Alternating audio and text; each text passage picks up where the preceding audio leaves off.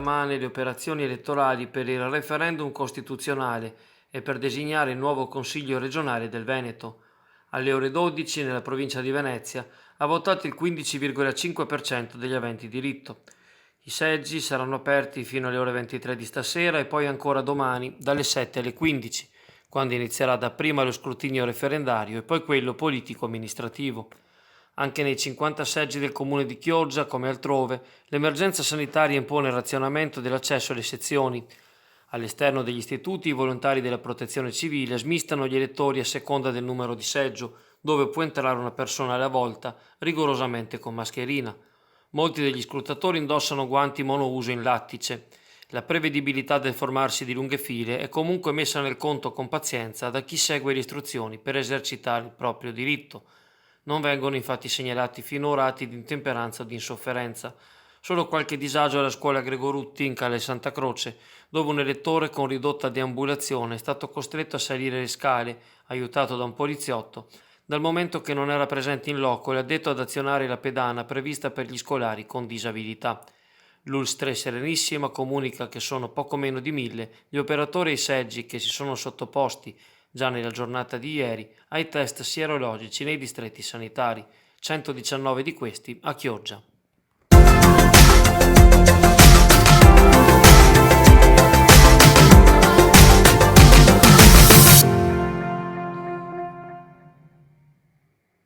Ancora una serata e nottata di passione per l'ordine pubblico a Chioggia e a Sottomarina. Il superlavoro per gli agenti della Polizia di Stato e per i carabinieri è cominciato prima del tramonto, quando un individuo è stato fermato a Sottomarina, nella zona tra Viale Tirreno e via Marco Polo, in seguito a una lite banale. Condotto al commissariato di pubblica sicurezza, l'uomo ha subito una contravvenzione per stato di ubriachezza molesta. Ma è nella tarda serata che si sono sviluppati i soliti focolai giovanili. Al Barinto, in Corso del Popolo, angolo con Calle San Giacomo, attorno a mezzanotte è scoppiata una rissa a suon di schiaffi tra ragazzini chioggiotti e padovani, leitmotiv dell'estate che si spera di lasciarsi alle spalle. Durante la colluttazione una giovane è stata caricata nell'ambulanza del 118 e trasportata al pronto soccorso a sirene spiegate, tra l'agitazione di molti dei presenti per il caos avvenuto.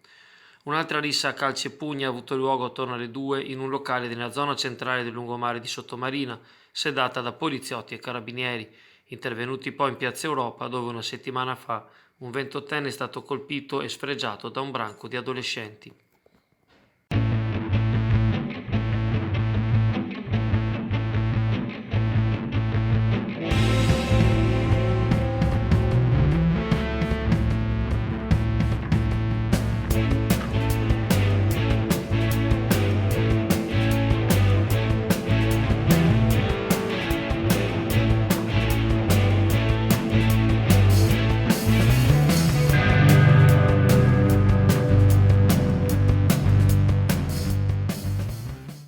Clamoroso in comune. Ieri mattina, durante una seduta di giunta, 4 assessori si sono astenuti e uno ha votato contro una delibera promossa dal sindaco Alessandro Ferro relativa ad assunzione e trasferimenti di personale all'interno dell'ente.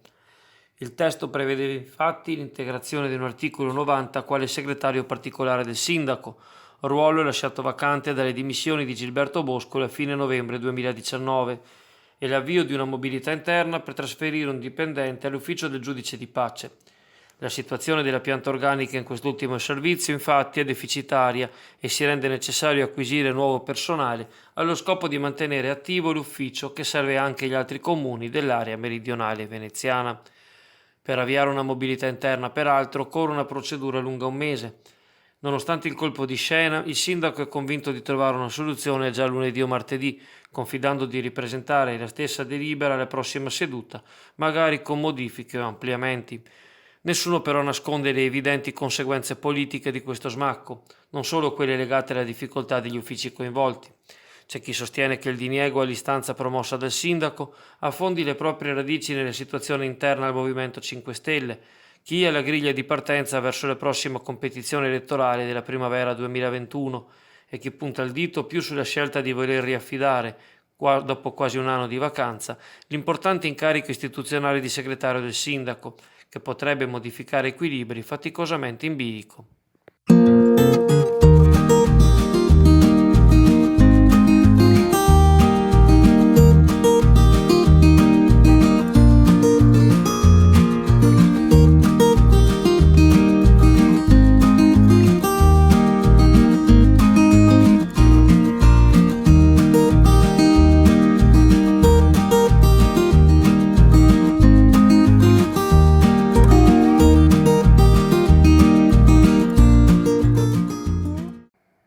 notizie per Chioggia dall'analisi degli emendamenti presentati al decreto agosto che andrà convertito in legge dal Parlamento entro il 14 ottobre prossimo. I senatori Giovanni Endrizzi e Sergio Puglia del Movimento 5 Stelle hanno fatto propria l'osservazione promossa dall'avvocato Giuseppe Boscolo Gioachina riguardo lo status della città all'interno della futura autorità per la laguna, alla quale è demandata la governance del Mose. Nel testo originario, infatti, Chioggia figurava compresa solo all'interno del comitato consultivo, non già in quello di gestione, quindi senza ruoli esecutivi. In tale sede, invece, il capoluogo veneziano figurava sia in veste di comune che di città metropolitana. Il testo dell'emendamento a firma Grillina modifica il sesto comma dell'articolo 95, inserendo esplicitamente la fattispecie relativa al comune di Chioggia. Ringrazio i senatori Endrizzi e Puglia, commenta l'avvocato Boscolo, per voler evitare una possibile automatica quanto inutile duplicazione della presenza di Venezia a scapito di Chioggia. Sta ora all'amministrazione comunale e al Partito Democratico, ma anche alle opposizioni, sostenere espressamente questo emendamento.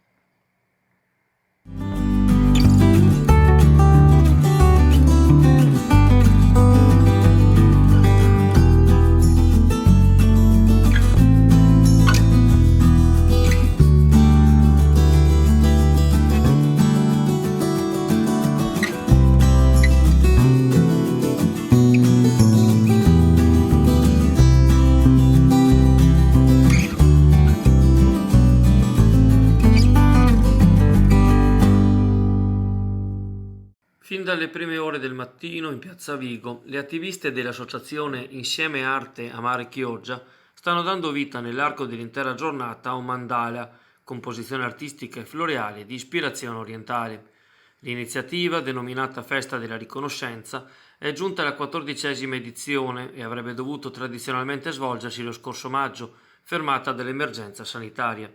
La manifestazione di quest'anno, che si protrarrà per tutto il giorno all'ammirazione dei passanti e dei tanti turisti diretti a Pellestrina e a Venezia, prende il nome Momenti di Gioia ed è dedicata appunto agli sprazzi di felicità nonostante quanto accade, con la rinuncia alla chiusura e alle paure dell'ego in cambio dell'apertura al mondo, dove le relazioni sono ago della bilancia dell'equilibrio tra ciascuno e l'esterno.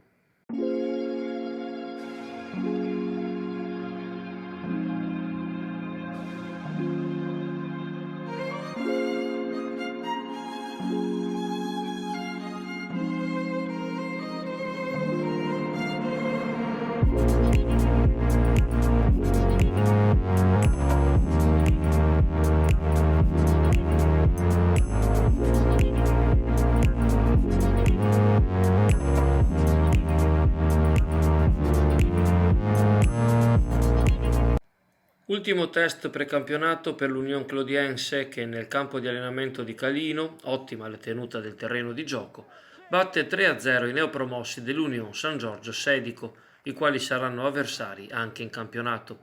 Proprio ieri anzi sono stati definiti i calendari. Domenica prossima, 27 settembre, i Granate esordiranno in Friuli contro l'ambizioso Chiarlins Muzzane. Il 4 ottobre debutto casalingo contro il Chions, pure friulano. Mercoledì 7 trasferta a Porto Tolle contro il Delta e l'11 tornerà allo stadio Ballarin l'ex allenatore lagunare De Mozzi, ora alla guida dell'Este.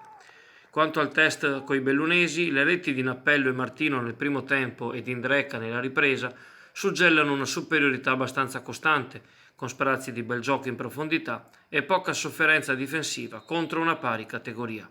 Grazie a Mirko Tiozzo Fasiolo per l'indispensabile collaborazione tecnica alle riprese filmate e alla miglior visione del match.